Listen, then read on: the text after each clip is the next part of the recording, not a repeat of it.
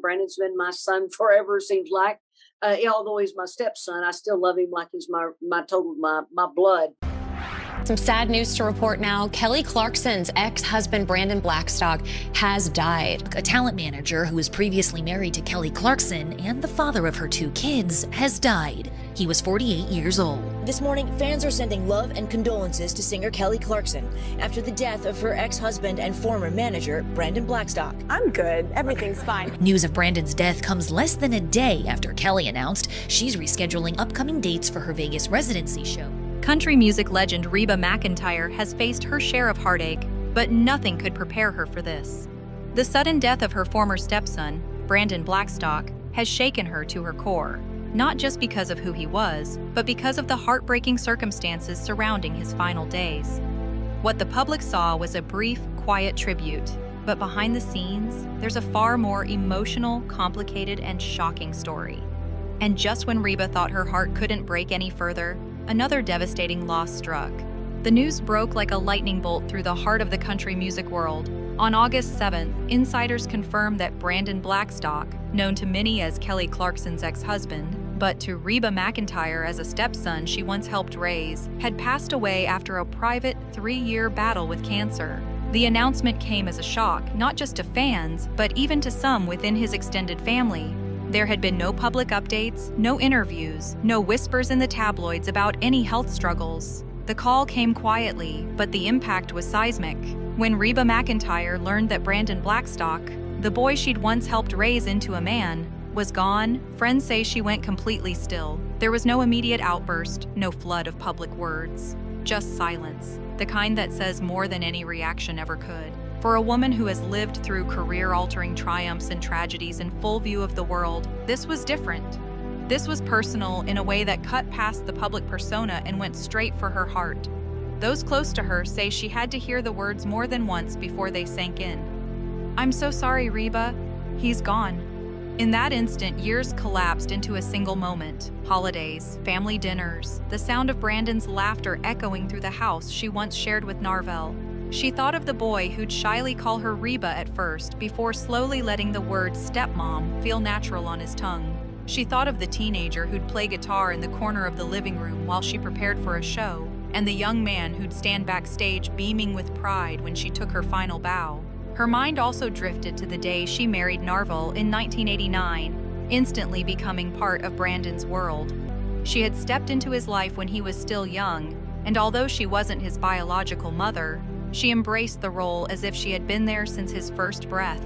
It was never about titles. It was about love, about showing up. Over the years, she celebrated his victories as if they were her own. His career milestones, his growing family, his journey into fatherhood. Their bond had been tested, of course. The divorce between her and Narvel in 2015 reshaped the family dynamic in ways no one could have fully prepared for. Distance, both emotional and physical, began to creep in. There were fewer calls, fewer visits, fewer reasons to find themselves in the same room. And yet, the bond never fully broke. She still kept tabs on him in quiet ways, asking mutual friends how he was doing, sending small congratulations when big events in his life made their way to her. But none of that history could shield her from the shock of losing him without warning. The knowledge that Brandon had been battling cancer for 3 years without her knowing the depth of it was a gut punch that left her reeling. Friends say one of the hardest parts for Reba was realizing she never had the chance to tell him, plainly and without any complicated family politics, that she still loved him, that no matter the years or the changes, he was still her family. In the hours after hearing the news, Reba reportedly retreated to her private quarters on her ranch, shutting the door and allowing herself the kind of cry that comes from deep in the chest, the kind that's not just about this one loss, but about every loss that's ever come before it. She has been described as fiercely private when it comes to raw emotion, but those who saw her in that moment said she didn't try to hold it in. This was the grief of a stepmother who had once tucked him into bed, who had watched him become a father himself, who had hoped for years that time would give them the chance to reconnect. Her mind kept circling back to the last time she had seen him in person. It wasn't a dramatic encounter, just a brief exchange at a family gathering years earlier. There were polite words, warm enough smiles, but underneath it all was a shared understanding that life had taken them in different directions. She had no way of knowing then that it would be the last time they'd stand face to face. That final memory, now frozen in her mind, carried the bittersweet weight of something unfinished. The heartbreak, friends say, wasn't just for herself. It was for his children, all 4 of them, who had lost a father far too soon. It was for the memories they'd never get to make, the milestones he wouldn't witness. Reba had been Nana Reba to River Rose and Remington for the first years of their lives, and though the legal ties had been cut, her love for them hadn't faded. In her heart, their loss felt like hers too. And yet, in the midst of her grief, there was gratitude. Gratitude for the years they had, for the role she'd been allowed to play in his life, for the laughter they'd shared in kitchens and backstage halls. She clung to those moments, even as the regret over lost time threatened to overwhelm her. One close friend put it simply, she loved that boy, always did, always will. And now she's carrying that love without anywhere to put it. In the days that followed, Reba didn't rush to make a public statement. She chose her moment carefully, offering just a few heartfelt words under her son Shelby's tribute. Short, simple, and devastatingly sincere. Very well said, Shelby. Yes, we will miss him so much. For most people scrolling past, it might have looked like a small gesture, but for those who understood the history, those words were a quiet earthquake. The stepmother's love, distilled into a sentence shared with the world not for show, but because silence simply wasn't enough. The coroner's report listed the cause of death as natural, but the truth behind those words carried a weight few could comprehend. Friends of the family described a ripple effect of grief across the industry. Artists, managers, and longtime collaborators left stunned at how someone so full of life could be gone so suddenly. And for Reba, it wasn't just the loss of a man tied to her past. It was the loss of someone she had once considered her own son. Even though their family ties had changed over the years, Brandon's death reopened old bonds and buried emotions, forcing Reba to face a heartbreak she hadn't anticipated. To understand the weight of this loss for Reba, you have to go back decades. In 1989, Reba McEntire married Narvel Blackstock, a well-known talent manager in the country music world. With that marriage came an instant family, Narvel's children from his first marriage to Alyssa Gilbert, including a young Brandon Blackstock. Reba often said she treated Brandon and his siblings as her own, embracing the role of stepmother with warmth and pride. For over 2 decades, they shared holidays, milestones, and countless behind-the-scenes moments in the whirlwind of music industry life. Brandon grew up to carve his own place in the entertainment world. He became a respected talent manager, eventually working with artists like Blake Shelton and managing the career of the woman who would become his second wife, Kelly Clarkson. Their relationship became a headline-making love story, from the day they married in 2013 to their very public and turbulent divorce finalized in 2022. Before Kelly, Brandon had been married to Melissa Ashworth, with whom he shared 2 children, Savannah and Seth. With Kelly, he had 2 more, River Rose and Remington Alexander. The result was a large, blended family with ties that stretched across marriages, divorces, and shifting personal alliances. Even after Reba and Narvel divorced in 2015, she remained connected in spirit to Brandon and his children. But over time, distance, new relationships, and complicated family politics created emotional gaps. Still, those who knew her say that no matter what, she carried a soft spot for Brandon, a connection that, in her eyes, divorce papers could never erase. While the public knew Brandon as a music manager and part of one of country music's most well-connected families, very few knew the battle he was fighting behind closed doors. According to those closest to him, his cancer diagnosis came only months before his death, discovered during what was supposed to be a routine checkup.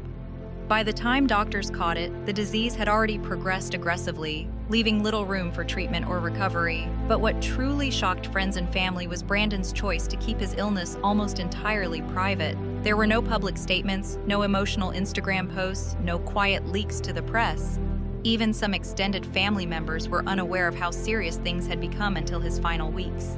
Insiders suggest this decision wasn't about secrecy for its own sake. It was about protecting the people he loved from the emotional toll. Brandon was described as fiercely private and deeply protective of his children, and he reportedly wanted their lives to remain as normal as possible for as long as possible. This meant that even Reba, who had once been a maternal figure in his life, didn't initially grasp the severity of what was happening. To her, the distance they developed over the years was just part of life after divorce. But behind the scenes, time was running out, and Brandon was fighting a battle almost entirely alone. That choice, whether noble or tragically isolating, would have lasting consequences for everyone who cared about him. When the truth about Brandon's condition finally reached Reba, it was already too late. By then, his health had deteriorated so quickly that opportunities for long, heartfelt conversations had all but vanished. Sources close to the family say Reba immediately tried to bridge the distance, sending messages, making calls, reaching out through mutual connections. But the responses were minimal. Whether it was Brandon's choice to keep his circle small in those final days, or simply the exhaustion that comes with serious illness, Reba never got the moment she hoped for. For a woman who had once helped raise him, the absence of a proper goodbye was a wound that cut deep. She remembered birthdays, family trips, Christmas mornings when the kids would tear through wrapping paper while she laughed alongside Narvel. She remembered Brandon as a boy, awkwardly holding his first guitar, grinning with pride when he managed to play his first song. Those memories now sat like weights in her chest, mingled with the sharp sting of regret. People who know Reba say she isn't the type to make her pain public. She won't take to social media with long essays or emotional videos. Instead, she carries her grief quietly, the kind of sorrow that shows up in the pauses between words or in the way she stares off during a conversation. But when she finally did break her silence, it was in the most understated way possible. A short, heartfelt comment under her son Shelby's tribute to his older half-brother. Just a few words. "Very well said, Shelby. Yes, we will miss him so much." But behind them was a flood of love, loss, and the unspoken ache of what might have been. For Kelly Clarkson, the news of Brandon's illness was more than just a shock. It was an emotional collision between her past and present. Their divorce in 2020 had been messy, public, and deeply personal, leaving both sides scarred. Court battles, custody disputes, and years of headlines had built a wall between them that most assumed would never come down. But when she learned that the father of her children had only weeks left to live, that wall began to crumble. Those close to Kelly say she made a quiet but deliberate choice. Her personal feelings toward Brandon no longer mattered. The only thing that did was River Rose in Remington.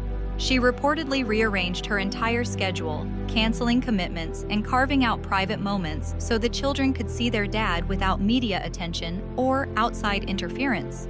One insider described it as the most selfless thing she's ever done, adding that Kelly made sure every visit was gentle and unhurried, giving her kids the chance to say goodbye in their own way. It wasn't easy. Old wounds resurfaced, and being in the same space with Brandon again was a reminder of both the love they once shared and the pain that ended it. But for Kelly, the priority was clear: shielding her children from further trauma while letting them hold on to their father's presence for as long as possible. In doing so, she gave them something they'll carry forever: the memory of a father's love, even in his final days. If you're ready, I can now move into Section 6, Rumors of Tension in the Family, which will shift the tone toward quiet conflict and unanswered questions, keeping the viewer hooked. Even in moments of tragedy, grief has a way of exposing old fractures. And in Brandon's final weeks, whispers began to circulate about tension within the family. According to one relative, decisions over who could visit, how much information was shared, and when certain people were informed became a point of quiet but undeniable strain. Some claimed Brandon kept his circle deliberately small, while others believed certain individuals were being kept at a distance for reasons that went beyond his illness. Behind closed doors, emotions ran high. One family insider allegedly remarked, "There were too many wounds and not enough time to heal them," a statement that seemed to echo the complicated history between Reba, Narvel, Kelly, and Brandon. For some, the limited communication felt like an intentional choice. For others, it was simply the unfortunate reality of trying to navigate end-of-life care under the weight of unresolved conflict. The result was a patchwork of grief. Different households mourning the same man, but not entirely together. Friends close to the situation say it created an undercurrent of unspoken tension at memorial gatherings and in the days following his passing. And yet, beneath all of it, there was one shared truth. No matter the history, everyone was left with the same irreplaceable absence. But for Reba, that loss was about to deepen in a way no one could have predicted. Just when Reba was beginning to steady herself after Brandon's passing, another devastating blow struck, one that blindsided her completely. Only weeks after saying goodbye to her former stepson, Reba received the heartbreaking news that Roger Eaton, her longtime tour manager and friend of over 3 decades, had died suddenly from a cardiac event. To the public, Roger may have been just another name in the credits, but to Reba, he was family. He'd been by her side through the dizzying highs of her career and the darkest lows, including the infamous 1991 plane crash that killed 7 members of her touring team. Roger had been one of the few survivors of that tragedy, and over the years, Reba often said his resilience was one of the reasons she kept going when she wanted to quit. Losing him now felt like losing a part of her own history. Friends say the timing of Roger's death hit Reba with an almost unbearable force. She was still raw from losing Brandon, and now another person who had been a constant source of stability was gone without warning. For someone known as the unshakable red-headed warrior of country music, this back-to-back heartbreak was enough to make even her closest friends fear for her emotional well-being. It wasn't just grief, it was the crushing feeling that the people who had helped shape her life were disappearing all at once. In the weeks following Roger Eaton's death, Reba seemed to vanish from public life. She canceled press appearances, postponed commitments, and retreated to her Tennessee ranch without explanation. For someone who had spent decades in the spotlight, the silence was deafening and telling. Friends later revealed she called it a sacred pause, a moment to step away from the noise and simply breathe. But this wasn't a vacation or a quiet getaway. It was an intentional retreat from everything: fame, industry demands, even social media. Those close to her say she deleted apps from her phone, stopped answering non-urgent calls, and spent her days in near solitude. The ranch became her refuge, a place where she could walk for hours without hearing a single voice, where the only conversations were between her thoughts and the memories she couldn't shake. It was here, in the stillness, that grief finally caught up with her. She journaled endlessly, often writing letters she knew she'd never send, one to Brandon, one to Roger, and even a few to herself. Some nights she prayed out loud, asking for signs, and on others, she just let the tears fall without trying to stop them. One friend later shared that Reba described having a vivid dream: Brandon and Roger standing on a stage, smiling, each handing her something. Brandon, a microphone; Roger, a guitar. Then they stepped into the light and were gone. When she woke up, she knew what it meant. She still had something to sing for. When Reba finally stepped back into the public eye, it wasn't with a press conference or a glossy magazine cover. It was on a small stage at a benefit concert for cancer research, held in Brandon's honor. Dressed in black, with a rhinestone belt catching the stage lights, she sang Back to God, a song she'd performed before, but never like this. Her voice trembled, her eyes shimmered with tears, and for the first time in her career, she allowed herself to cry openly in front of an audience. The crowd wept with her, but in that moment, she wasn't the icon or the legend. She was just a woman singing her grief into the air. Since then, whispers in the industry say she's been working on her most personal album yet, rumored to be titled Scar Tissue and Stardust, along with a possible memoir. Both projects are said to explore love, loss, and the fragile threads that hold families and hearts together. She's also found quiet ways to remain connected to River Rose and Remington, from sending handwritten notes to attending school events in disguise, proving that love doesn't vanish just because relationships change. Reba McEntire's tribute to Brandon wasn't measured in headlines or social media likes. It was measured in the depth of her silence, the honesty of her grief, and the quiet strength it took to step back on stage when it would have been easier to stay away. And if there's one thing her journey reminds us of, it's this: loss may change the shape of your world, but it can never erase the love that built it.